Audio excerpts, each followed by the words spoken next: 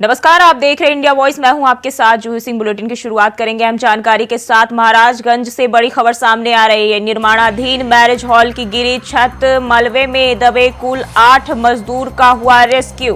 हादसे में 3 मजदूरों की अब तक हुई मौत, 5 मजदूरों को अस्पताल में कराया गया भर्ती। सीएम योगी आदित्यनाथ ने लिया मामले का संज्ञान। कोल्हुई थाना क्षेत्र के रुद्रपुर शिवनाथ का मामला बताया जा रहा है। तो हादसे में 3 मजदूरों की मौत हुई है। महाराजगंज से आपके साथ हम जानकारी साझा कर रहे हैं। मलबे में 8 मजदूरों का रेस्क्यू अभी तक किया गया है। मुख्यमंत्री योगी आदित्यनाथ ने खुद अब इस मामले पर संज्ञान लिया है। 5 मजदूर अभी घायल बताया जा रहा है, जिन्हें अस्पताल में भर्ती कराया गया है।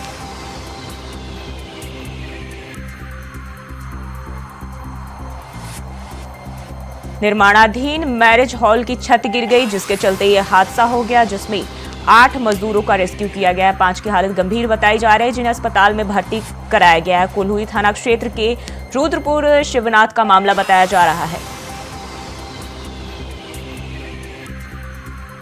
हादसे में 3 लोगों की मौत भी हुई है।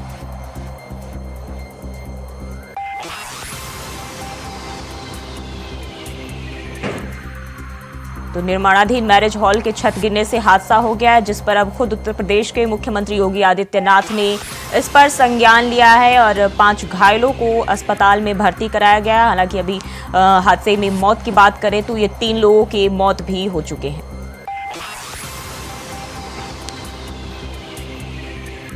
और इसी खबर पर ज्यादा जानकारी के साथ मार्तंड गुप्ता हमारे साथ जुड़ गए हैं। मार्तंड, क्या है पूरा मामला? जी देखिए, आपको बता दें कि महाराज जनपद के कोल्हुई थाना क्षेत्र के ग्राम सभा रुद्रपुर विश्वनाथपुर में एक निर्माणाधीन मैरिज हॉल की सेटरिंग खुल रही थी। इसी दौरान जो मजदूर लगे थे, जो ये कार्य कर रहे थे, वो उसके नीचे दब गए। दरअसल थर्ड क्वालिटी का यह निर्माण कार्य हुआ था, जिसके नाते जो मजदूर थे वो उसके नीचे दब गए। आसपास के लोग जब ये हादसा देखे तो तत्काल इसकी जानकारी आसपास के लोग दी और इसकी जानकारी जैसे ही जिले के आला अधिकारियों को लगी, मौके पे जिलाधिकारी और नजाया व पुलिस अधीक्षक ने पहुंचकर राहत और बचाव कार्य में तेजी लाने का निर्देश दिया। बताया जा रहा है कि इस हादसे में करीब 3 मजदूर की मौत हो गई है, जिसका नाम यश पुत्र जयप्रकाश और दूसरा नीरज पुत्र ओम प्रकाश है। बाकी घायलों का इलाज चल रहा है। इस पूरे घटनाक्रम की जानकारी जैसे ही सीएम ऑफिस के आला अधिकारियों ने मुख्यमंत्री को दी, मुख्यमंत्री ने तत्काल जो है जिले के जिलाधिकारी व अन्य अधिकारियों को दिशा निर्देश दिया कि जो घायल है उनको तत्काल प्रभाव से बेहतर जो इलाज की सुविधा हो वो उपलब्ध कराई जाए। साथ ही जो मृतक है उनको जो भी आर्थिक मदद दी जा सकती है वो दिया जाए।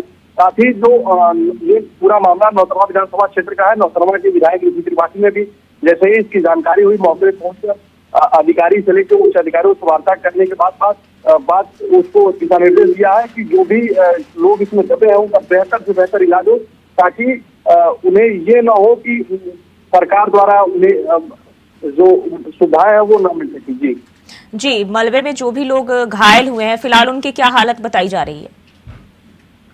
जी देखिए, अभी उनकी स्थिति पहले से ठीक बताई जा रही है। लगातार जो है जिलाधिकारी इसकी मॉनिटरिंग कर रहा है। नौतनवा विधायक ऋषि त्रिपाठी भी लगातार इसकी मॉनिटरिंग कर रहा है, लगातार जायजा ले रहा है।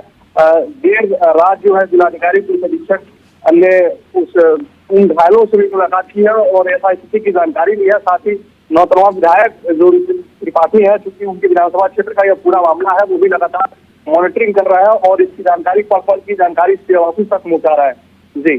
जी, रेस्क्यू खत्म हो गया या अभी तक जारी है? जी देखिए, रेस्क्यू जो है, चूंकि यह पूरा मामला कल देर शाम का बताया जा रहा है, करीब 3:30 बजे का, तो रेस्क्यू ऑपरेशन जो है देर रात तक समाप्त हो गया था।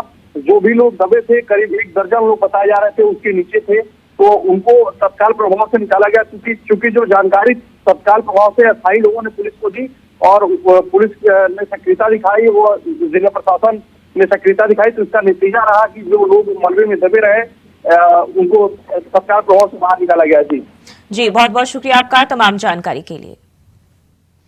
और कांग्रेस नेता राहुल गांधी भारत न्याय यात्रा करने वाले हैं। पिछले साल सितंबर से लेकर इस साल 14 जनवरी तक भारत जोड़ो यात्रा करने के बाद अब राहुल गांधी इस नई यात्रा को करने जा रहे हैं। भारत न्याय यात्रा लोगों को सामाजिक और आर्थिक न्याय दिलाने के लिए की जा रही है। भारत जोड़ो यात्रा की शुरुआत कन्याकुमारी से हुई थी, जो कश्मीर में जाकर खत्म हुई। राहुल ने इस यात्रा में दक्षिण से उत्तर तक का सफर किया था।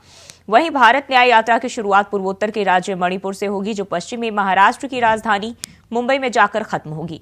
इस तरह राहुल भारत न्याय यात्रा में पूर्व से पश्चिम की ओर सफर करने वाले हैं। पूरी यात्रा 6200 किलोमीटर सफर इस दौरान जो है तय किया जाएगा। ज्यादातर यात्रा बस के जरिए ही कवर की जाएगी, मगर कहीं कहीं पैदल भी सफर किया जा सकता है। भारत न्याय यात्रा को भारत जोड़ो यात्रा का दूसरा संस्करण बताया जा रहा है।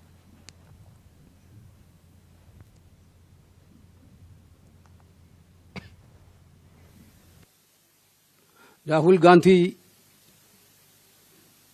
is doing a yatra with the great experience from the first Bharat Jodo Yatra.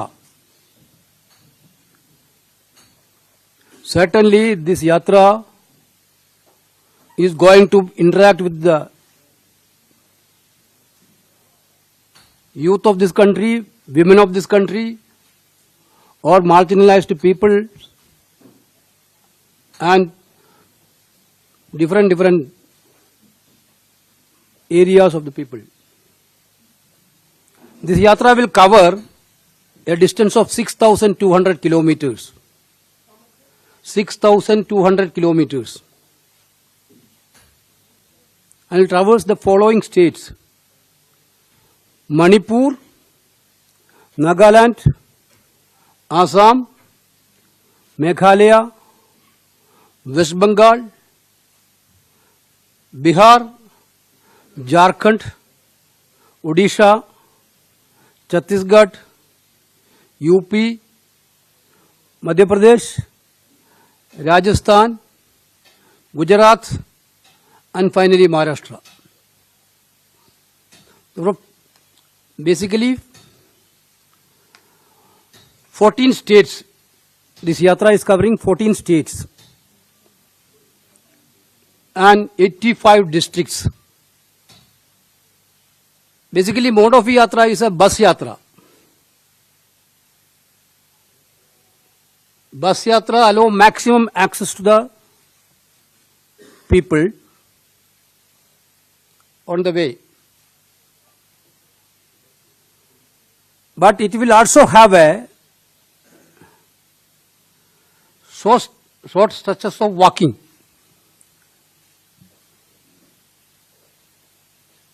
Every now and then. This important announcement we are doing today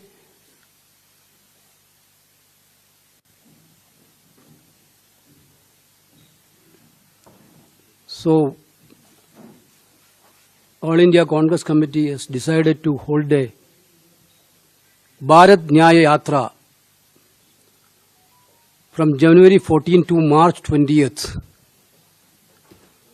from Manipur to Mumbai. January 14 to March 20th from Manipur to Mumbai.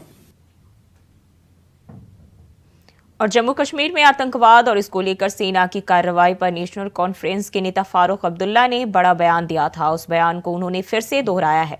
इसके साथ ही राहुल गांधी की भारत न्याय यात्रा की उन्होंने तारीफ भी की है। देखिए, वो आ रहे हैं क्योंकि जो वो हमारे लोग मारे गए, क्यों मारे गए, किस तरह मारे गए, उसकी तहकीकात भी करेंगे और कोशिश करेंगे उन घर वालों के घर मलहम लगाने की। मुझे कोई एक्सपेक्टेशन नहीं है। क्या एक्सपेक्टेशन होगी? क्या वो उन मुर्दों को वापस लाएंगे? क्या इनमें वो ताकत है? इतना तो कर सकेंगे। हम उम्मीद करें कि आगे ऐसा जुल्म नहीं हो। अल्हम्दुलिल्लाह, मुबारक हो। भारत जोड़ने की कोशिश कर रहे हैं, वतन को एक करने की कोशिश कर रहे हैं। ये जो नफरतें मजहबों में शुरू कर दी है, इनको ख़त्म करने की कोशिश कर रहे हैं। इसमें क्यों नहीं शामिल?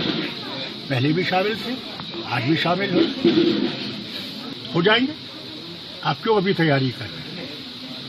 अगर दो मुल्कों में दोस्ती की राह नहीं बनी तो क्या रास्ता है? आतंकवाद है। चीन भी हमारी सरहदों में बैठा हुआ है। है या नहीं है? अगर यहाँ पे लड़ाई हुई तो बम किस पे गिरेंगे? क्या हवा में गिरेंगे या आप पे गिरेंगे? इसीलिए मैं हर बार कहता हूँ, जो वाजपेयी जी ने कहा कि दोस्त बदलाए जा सकते हैं, पड़ोसी बदलाए नहीं जा सकते। अगर हम पड़ोसी के साथ दोस्ती की राह बनाएंगे तो दोनों तरक्की करेंगे, नहीं बढ़ाएंगे तो मुसीबतों का एक माहौल खड़ा होगा। खुद वजीर आजम कहते हैं कि आज लड़ाई का वक्त नहीं, आज बातचीत का वक्त। अल्लाह करे कि वो बातचीत का वक्त शुरू हो जाए और हम उस मुसीबत से बच जाए जो हमारे ऊपर वो बादल इस वक्त लटके हुए हैं। वहीं दिल्ली के चाणक्यपुरी इलाके में स्थित इजरायली दूतावास के पास धमाका करने वालों तक पहुंचने के लिए दिल्ली पुलिस कई योजना पर काम कर रही है। दिल्ली पुलिस दूतावास के पास मंगलवार रात हुए कम तीव्रता वाले विस्फोट के दौरान सक्रिय मोबाइल नंबरों की end to end encrypted call की जांच करेगी। पुलिस ने 2 संदिग्धों की पहचान की है जो विस्फोट से कुछ समय पहले घटनास्थल के करीब कैमरे में कैद हुए थे। इसी बीच दिल्ली पुलिस ने राष्ट्रीय राजधानी में सुरक्षा बढ़ा दिया है। सीमावर्ती इलाकों के पास अतिरिक्त सुरक्षा बल भी तैनात कर दिए गए हैं।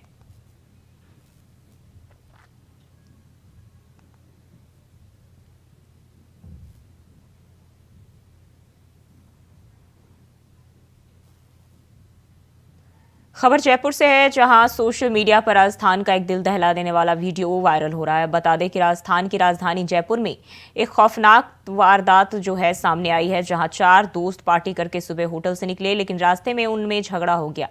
इस पर एक दोस्त ने एक लड़की और उसके दोस्त पर कार चढ़ाकर रौंद डाला। बाद में दोनों को अस्पताल ले जाया गया, जहां घायल लड़की ने दम तोड़ दिया। लड़की का दोस्त गंभीर रूप से घायल है, जिसका अस्पताल में इलाज चल रहा है। वहीं कार चढ़ाने के बाद आरोपी फरार हो गया, जिसे काफी देर बाद पुलिस ने गिरफ्तार किया।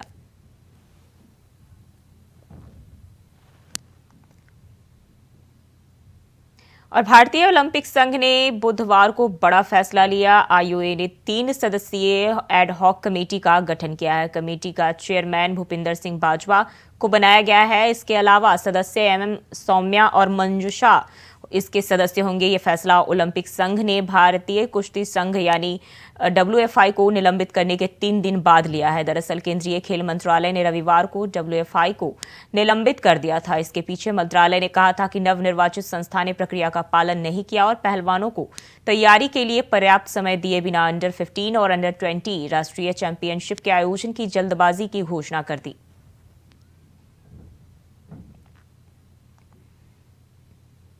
वहीं पंजाब के सबसे सीनियर अधिकारी विजय कुमार सिंह को पंजाब के मुख्यमंत्री का प्रिंसिपल सेक्रेटरी नियुक्त किया गया है। बता दें कि वीके सिंह साल 2017 से ही केंद्रीय प्रतिनियुक्ति पर हैं। साथ ही इस समय विनी महाजन के बाद सबसे सीनियर है, जबकि मुख्य सचिव का पद 1933 बैच के IAS अफसर अनुराग वर्मा के पास है। वीके सिंह के पास 1 रैंक 1 पेंशन जैसे विषयों को लेकर काफी अनुभव भी है।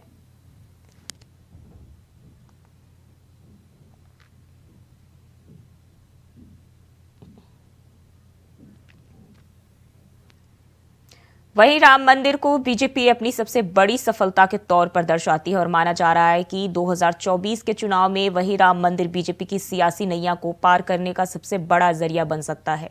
बीजेपी जनता के सामने वोट मांगने जाए, क्योंकि उनके मैनिफेस्टो के सबसे बड़े मुद्दों में से यह एक है।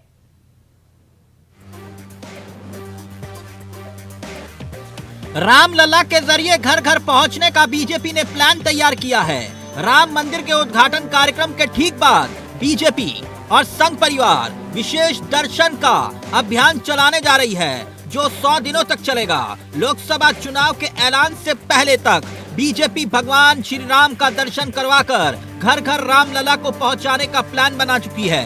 प्रधानमंत्री नरेंद्र मोदी के हाथों होने वाले इस प्राण प्रतिष्ठा कार्यक्रम की भव्य तैयारियां की जा रही हैं। बकायदा बीजेपी गांव-गांव में राम उत्सव का आयोजन करके राम में माहौल बनाने की प्लानिंग कर रही है।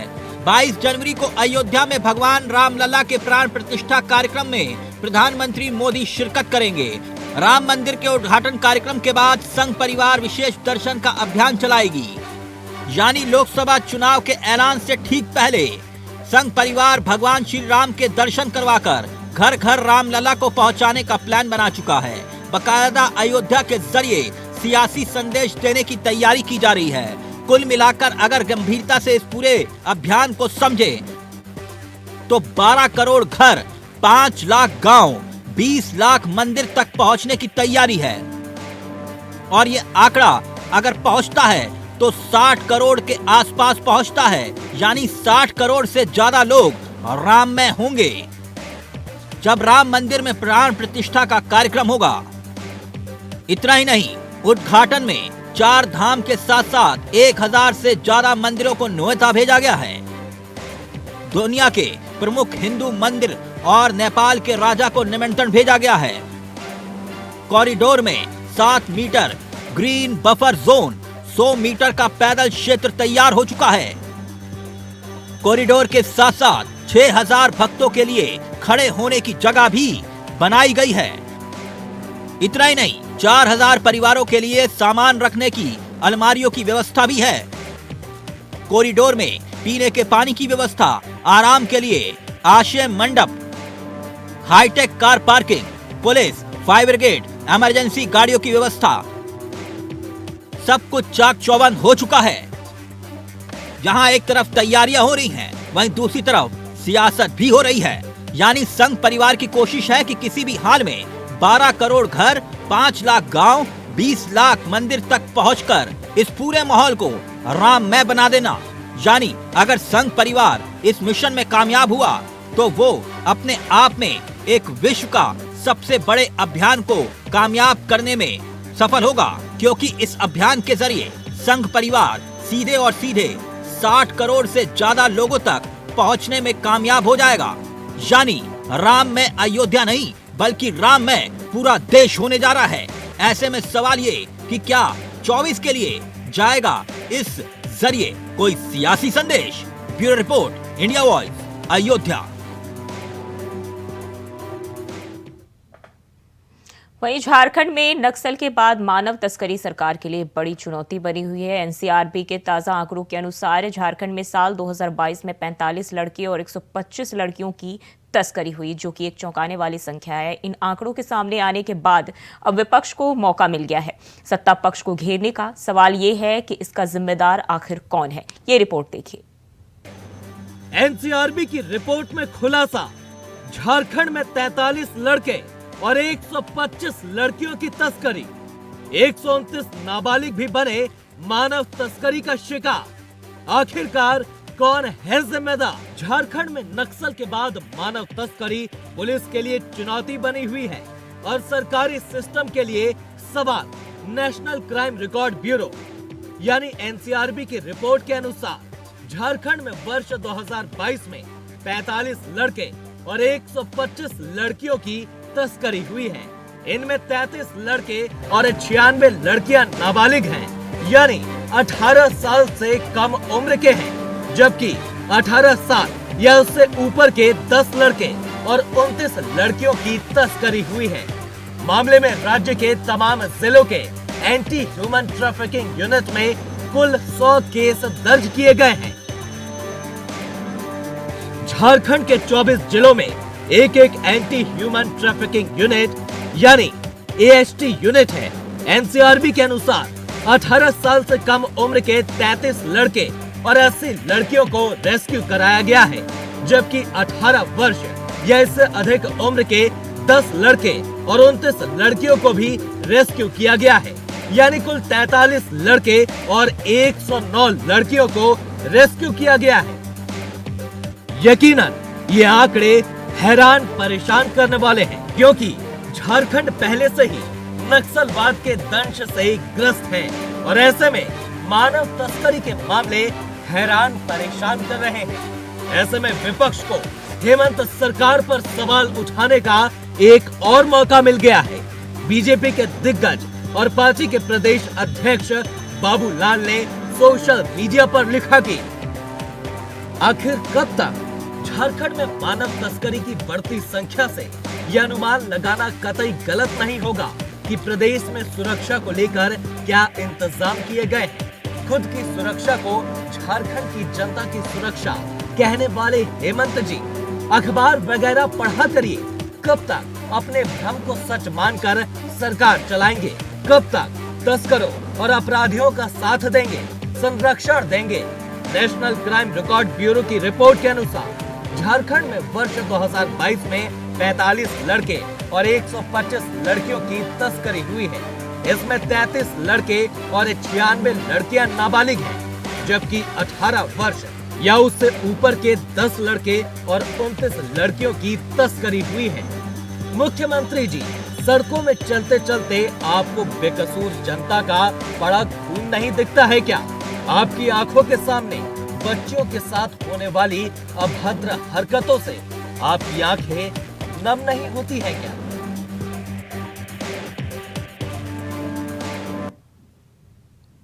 और इस बुलेटिन में फिलहाल के लिए बस इतना ही। खबरों के लिए बने रहिए इंडिया वॉइस के साथ।